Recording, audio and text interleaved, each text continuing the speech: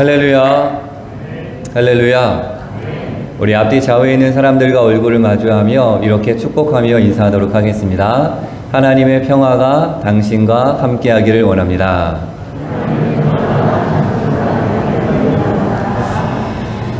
우리는 지난주를 시작으로 주연절을 보내고 있습니다. 예수님께서 세상에 오셔서 살아내신 삶을 기억하며 닮아가는 시기입니다. 어두운 세상의 빛으로 오신 예수님을 따라 우리도 밝고 맑은 신앙의 삶을 살아내는 그러한 절기입니다. 이 주연절에 우리가 어떠한 옷을 입고 신앙의 삶을 살아야 할까? 어두운 세상의 빛으로 오신 예수님을 따라 신앙의 삶을 산다는 것은 어떠한 태도, 어떠한 모습으로 드러날까?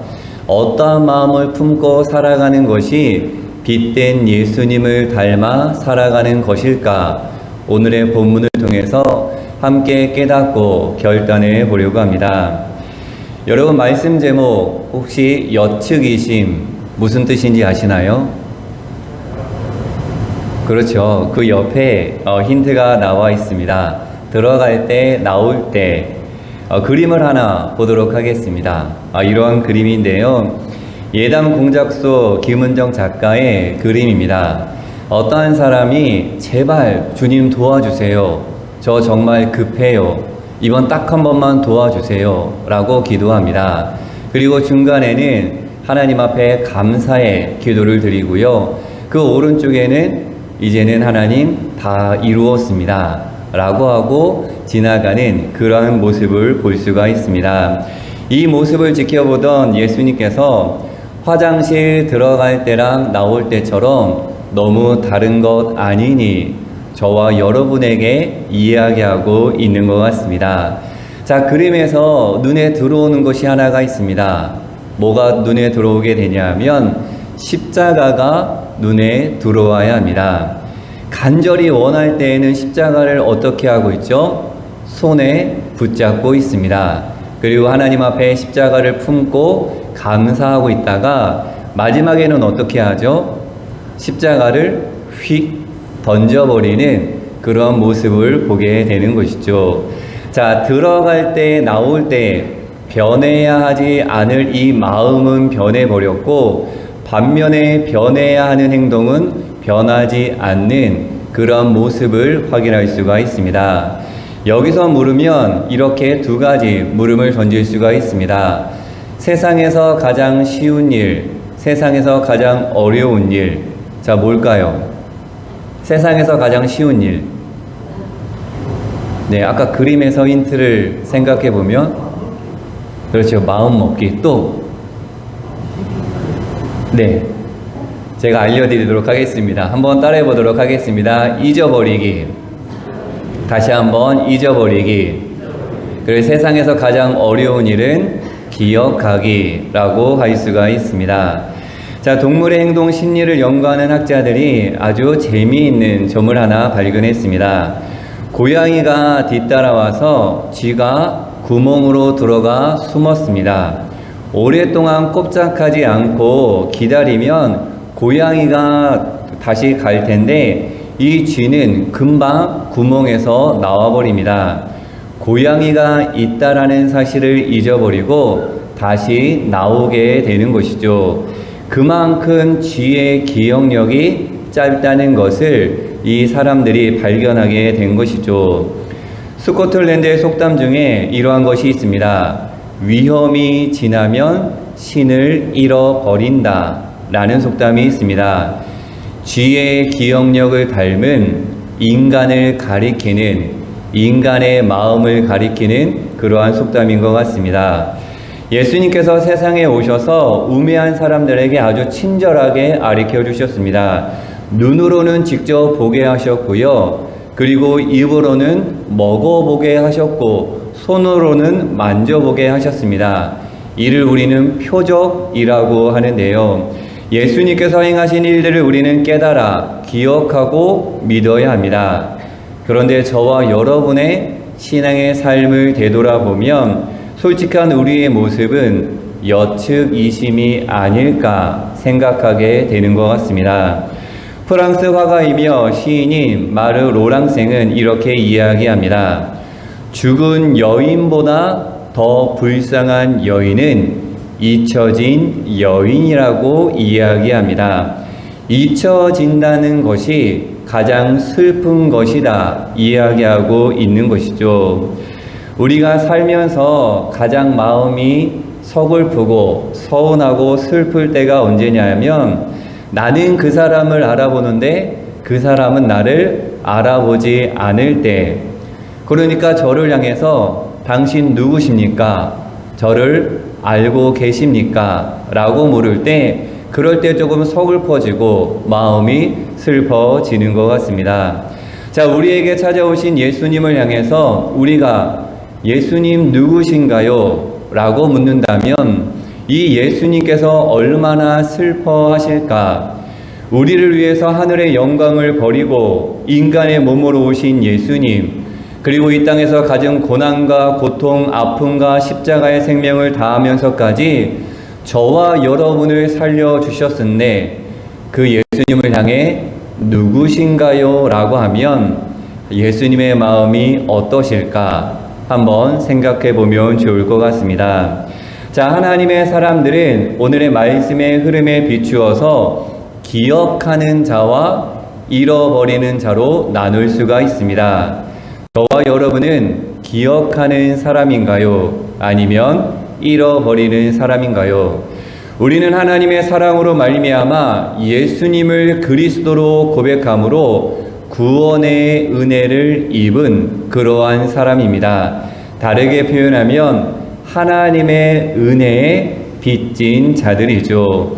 하나님의 은혜를 입은 자로서 똑같은 은혜의 아래, 사랑의 아래에 놓여 있지만 어떠한 사람은 그 은혜를 잃어버리는 상태로 살아가게 되고 또 어떠한 사람은 그 은혜를 기억하며 살아가게 되는 것입니다.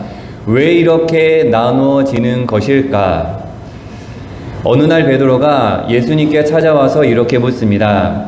예수님, 형제가 내게 죄를 범하면 몇 번이나 용서해야 할까요? 7번까지 하면 될까요? 라고 이야기합니다. 당시 유대 랍비들은 가르칠 때 2번이나 3번 정도 용서하면 될 것이다 라고 가르쳤습니다.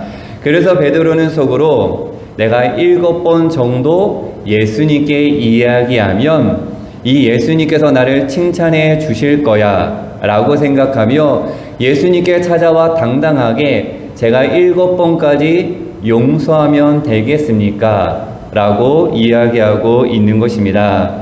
그런데 예수님께서는 그 사람에게 이렇게 말씀하십니다. 같이 한번 읽어보도록 하겠습니다. 예수께서 이르시되 내게 이르노니 7번뿐 아니라 7번을 70번까지라도 할지니라. 아멘. 사실 7번도 정말 많은 그러한 횟수인데 예수님께서 7번을 70번까지 용서하라고 하십니다.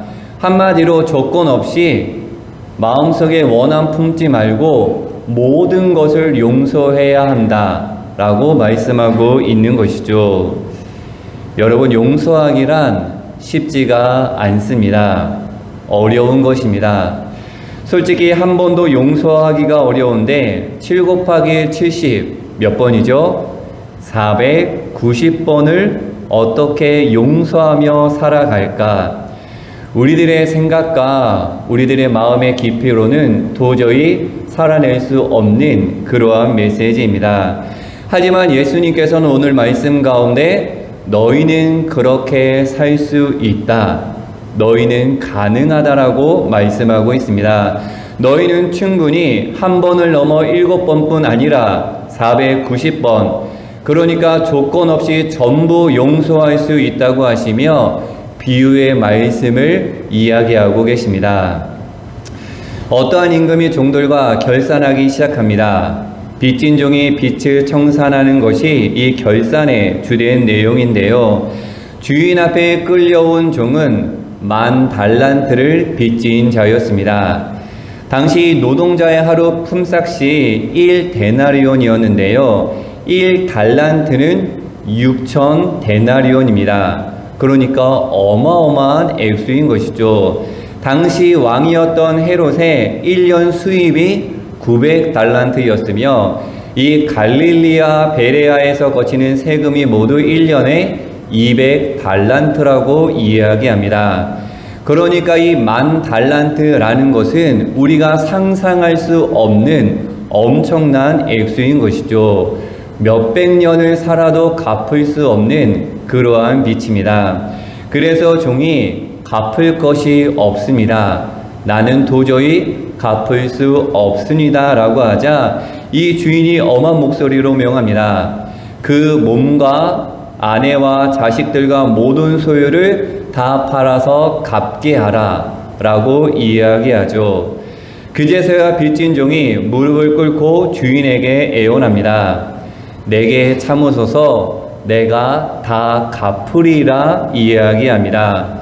여러분 생각해보면 참으로 어이없는 개념이 없는 소리입니다. 갚을 수 없는 상황임에도 불구하고 조금 갚겠다라고 하는 것이 아니라 뭐라고 이야기하죠? 다 갚겠다라고 이야기합니다. 그러니까 잘못한 아이가 부모에게 혼날 때, 부모에게 매를 맞을 때 무조건 잘못했다라고 하며 이 상황을 벗어나려고 하는 그런 모습과 같은 것이죠. 그런데 주인이 갑자기 빚을 결산하려고 했던 것을 돌이켜 빚을 탕감해 주게 됩니다. 27절 말씀에 그 종의 주인이 불쌍히 여겨 놓아 보내며 그 빚을 탕감하여 주었더니 라고 합니다. 주인의 마음이 갑자기 바뀌었습니다.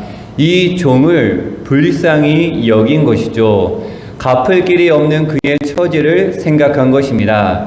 여기서 불쌍히 여기다라는 것은 헬라어 스플랑 크니조마이로 마음속 깊은 곳에서 일어나는 걱정하고 아파하는 마음, 한마디로 애끓는 마음이라고 할 수가 있습니다. 한번 따라해 보도록 하겠습니다. 애끓는 마음.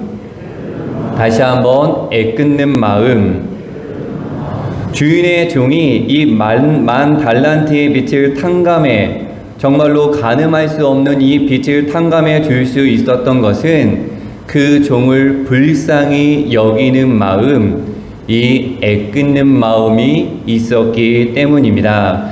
너희도 이 마음을 품게 되면 490번이 아니라 모든 것을 용서할 수 있다라고 예수님께서 말씀하고 있는 것이죠.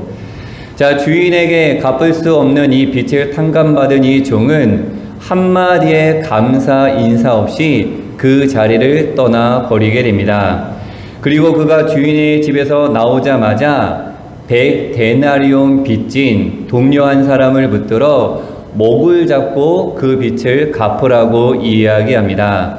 자, 여기서 목을 잡다라는 것은 숨을 쉬지 못하게 하다, 동료를 옥죄다라는 것인데요. 그러자 자신이 방금 전에 주인에게 한 것처럼 그 동료가 엎드려 참아달라고 내가 갚겠다라고 그 종에게 이야기합니다. 하지만 10,000달란트를 탕감받은 이 종은 이 동료의 사정을 봐주지 않고 빚을 갚으라고 종용하며 옥에 가두어 버리게 되는 것이죠. 자, 방금 주인으로부터 10,000달란트를 탕감받은 종의 모습이었습니다. 하지만 자기의 동료가 자기에게 찾아오자 그 동료를 용서하지 않고 종용하며 옥에 가두는 모습, 왜 이러한 모습을 보이게 되었을까? 왜 주인의 모습과 이 종의 모습이 다르게 드러나게 됐을까? 그것은 이 주인이 품었던 불쌍히 여기는 마음, 그러니까 애끓는 마음이 이 종에게는 없었기 때문이었습니다. 빚을 진 동료의 아픔에 공감하지 못했던 것이죠.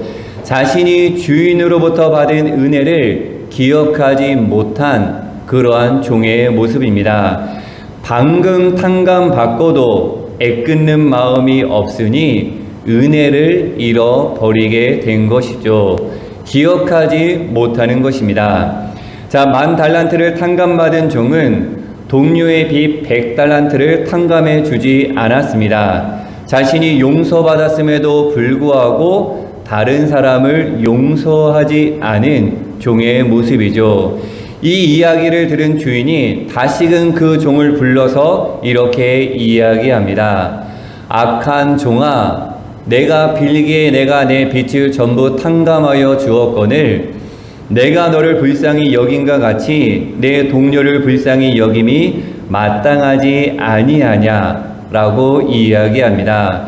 이전까지는 종이라고 불렀지만 이제는 무엇이라고 부르냐 하면 악한 종이라고 부르고 있습니다. 화가 난 주인은 이 10,000달란트의 빚을 다 갚을 때까지 이 종을 옥에 가두어 버립니다. 그리고 예수님께서 의미심장한 말씀 마지막에 이야기하고 있습니다. 우리 35절 말씀 함께 고백해 보도록 하겠습니다. 너희가 각각 마음으로부터 형제를 용서하지 아니하면 나의 하늘 아버지께서도 너희에게 이와 같이 하시리라. 아멘. 그러니까 보이는 용서뿐만이 아니라 너의 마음도 용서해야 한다. 말로써 용서하는 것이 아니라 너의 마음으로부터 속으로부터 용서해야 한다라고 예수님께서 말씀하고 있는 것이죠. 자, 이 말씀을 읽을 때마다 떠오르는 구절이 마태복음 18장 18절의 말씀이 생각나는데요. 같이 한번 고백해 보도록 하겠습니다. 진실로 너희에게 이르노니 무엇이든지 너희가 땅에서 매면 하늘에서도 매일 것이요 무엇이든지 땅에서 풀면 하늘에서도 풀리리라. 아멘. 매면 매이고 풀면 풀린다라는 하나님의 말씀입니다. 10,000달란트를 탕감받은 종은 100데나리온 빚진 동료를 용서하지 않고 옥에 가두었습니다. 그러자 자신도 옥에 갇히게 된 것이죠.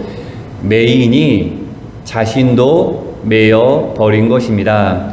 용서받았음에도 불구하고 용서하지 않은 악한 종, 자신에게 베풀어진 은혜를 기억하지 못하는 자, 잃어버린 자의 결과입니다.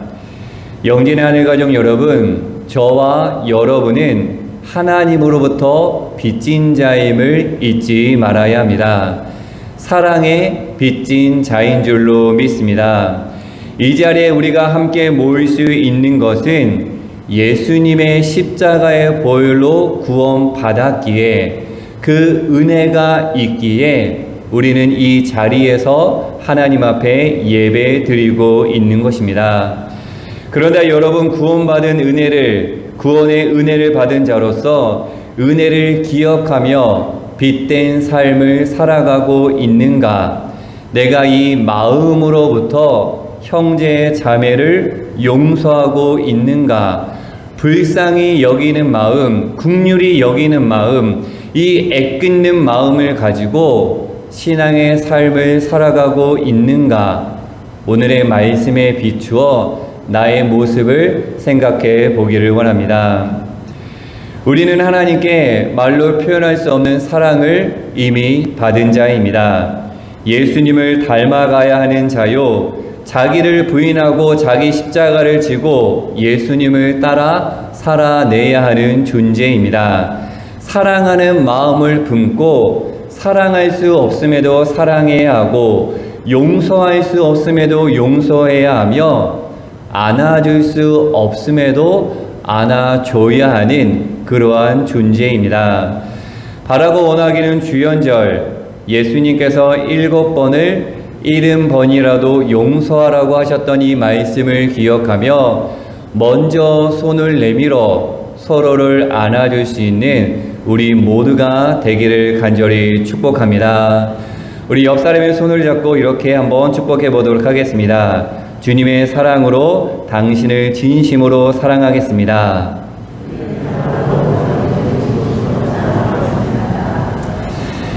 미움에 그친 바로 그 순간이라는 책 속에 담긴 이야기로 말씀을 정리해 보려고 합니다. 이 달라이 라마가 중국 감옥에 18개월 동안 갇혀 있다가 석방된 티베트 승려에게 이렇게 묻습니다. 감옥에 갇혀 있는 동안 가장 두려웠던 것은 무엇입니까? 라고 묻자 승려는 군인들을 향한 나의 연민의 마음을 잊어버리는 것이 가장 두려웠다고 이야기합니다. 비록 그 중국 군인들이 자기를 잔혹하게 고문하기는 했지만 그들을 향한 이 연민의 마음을 잃어버리는 것은 내가 가장 소중히 여기는 가치를 잃어버리는 것이요, 그 가치를 잃어버리는 순간 악한 마음, 증오가 내 가운데 찾아오기 때문이라고 이야기합니다. 티베트 승려는 가장 높은 단계의 이해, 그러니까 원수를 향한 연민만이 자신의 선한 마음을 지키는 길임을 알고 있었던 것이죠. 티베트 승려는 자신을 감옥에 가두고 고문한 그들에 대한 이 원망에 불평과 불만에 매이게 되면 자기 자신 역시 연민의 가치를 잊어버리고 증오의 감옥에 갇히게 된다라는 것을 알고 있었던 것입니다. 영진의 하늘가족 여러분, 예수님께서 말씀하셨던 애끓는 마음, 이 마음속 깊은 곳에서 일어나는 걱정하고 아파하는 마음을 지키는 것이 곧 선한 마음을 지키는 길이요, 매인 것들을 푸는 지혜임을 꼭 기억해 주시기를 바랍니다. 사랑하는 영진의 하늘가족 여러분, 하나님께로부터 큰 사랑을 받으셨습니까? 다시 한번 묻겠습니다. 하나님으로부터 큰 사랑을 받으셨습니까? 그럼 그 사랑을 잊지 마시고 꼭 기억하기를 간절히 소망합니다. 나아가 그 사랑으로, 내 사랑으로는 품을 수 없는 사람, 내 지혜와 내 마음의 깊이로는 품을 수 없는 그 사람을 품어내고 사랑할 수 있는 빛된 존재가 되는 저와 여러분의 신앙이 되기를 축복합니다. 우리에게 주어진 현실에 매이지 않기를 바랍니다. 나의 마음에 매이지 않기를 바랍니다. 우리는 구별되어야 합니다. 불쌍히 여기는 마음, 긍휼한 마음, 이 애끓는 마음을 가지고 세상 사람들과는 달리 세상 사람들이 비난하고 손가락질하는 그 상황 가운데 있는 그 모든 사람들을 품어 살릴 수 있는, 안아줄 수 있는, 사랑해 줄 수 있는 저와 여러분이 되기를 간절히 축복합니다. 여러분, 우리가 풀면 하나님께서도 풀어주실 줄로 믿습니다.